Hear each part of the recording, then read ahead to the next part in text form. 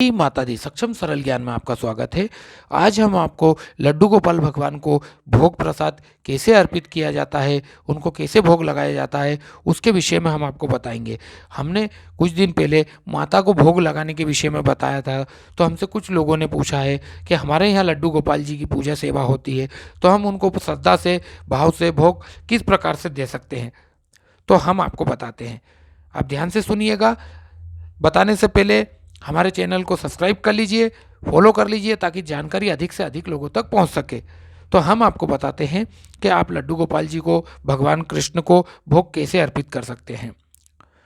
तो आप भगवान लड्डू गोपाल जी को स्नान करा दीजिए। प्रतिदिन का नियम रहेगा, आप स्नान करा दीजिए। स्नान कराने के बाद उन्हें सिंहासन पर बैठा दीजिए। सुंदर सुंदर वस्त्र पहनाकर सिंहासन पर बैठा दीजिए।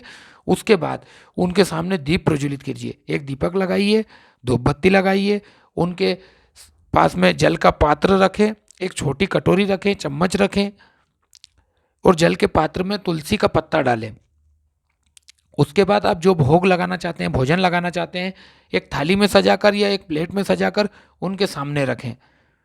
ठीक है। और जो भी आप भोजन रखें, भोग रखें या फल रखें, उसमें थोड़ा सा मीठा जरूर रखें। चाहे एक मिश्री का टुकड़ा जरूर रखें, क्योंकि बाल गोपाल को मिश्री अति प्रिय है। तो आप मिश्री का भोग प्रतिदिन सुबह शाम जरूर दें उनको।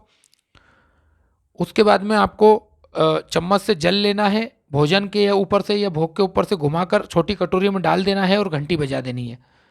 ये लग गया भोग। उसके बाद में आपको भगवान से प्रार्थना करनी है कि हे भगवान, सब कुछ आपने दिया है, जो कुछ भी मेरे पास है सब कुछ आपने दिया है, और आपकी संपत्ति में से ही आपको ये भोग दिया जा रहा है। हे प्रभु, मुझसे और मेरे परिवार से जो कुछ भी बनता है आपकी सेवा होती है। और फिर बड़े भाव से आपको बोलना है कि जो कुछ बना मुझसे अर्पण करो तुझको, प्रभु स्वीकार करो। सेवा में हुई त्रुटि, बालक से हुई गलती, प्रभु मत ध्यान धरो। हे केशव माधव बनवारी गिरधारी, हे प्रभु, हे भगवान, हे नारायण, हे लक्ष्मी नारायण, हे सत्यनारायण, हे भगवान, हे प्रभु, मेरे लिए तो यही 56 भोग है, इस भोजन का भोग लगाएं प्रभु। हे कान्हा, हे केशव, हे प्रभु, इस भोजन का भोग लगाएं। ये आपको अर्पित है, इसे स्वीकार करें, स्वीकार करें, स्वीकार करें। और कोई भूल हुई हो, गलती हुई हो, अपराध हुआ है तो मुझे क्षमा करें। बस ये भोग लगाने के बाद आप आरती करें। आप पूरे जीवन में ध्यान रखना इस बात का कि पहले भगवान को भोग लगाया जाता है और फिर आरती की जाती है।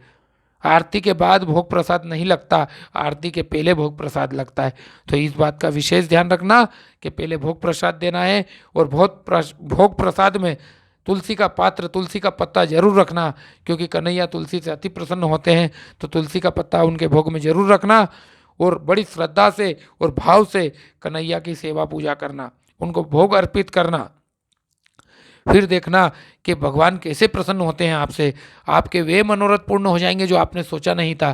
तरक्की पे तरक्की मिलेगी आपको, सारे रास्ते खुल जाएंगे आपके धन के, क्योंकि वे लक्ष्मी नारायण भी हैं।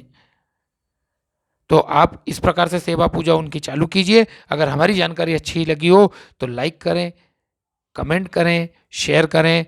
जय माता दी।